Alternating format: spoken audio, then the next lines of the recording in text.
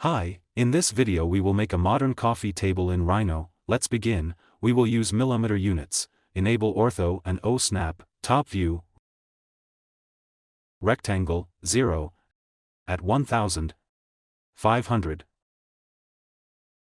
front view, move, distance, 350, extrude curve, to down, distance, 40, perspective view,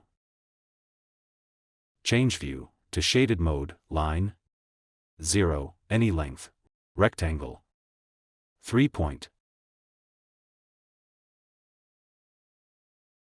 extrude curve, 40. Move the rectangle to other side and change his layer to layer 1. Boolean Union, delete input. Yes. Merge coplanar faces yes. Active layer 1, lock default layer.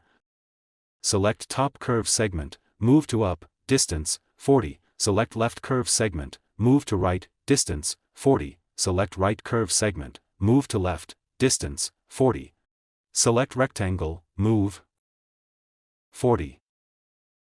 Offset. Right view. Distance, 40.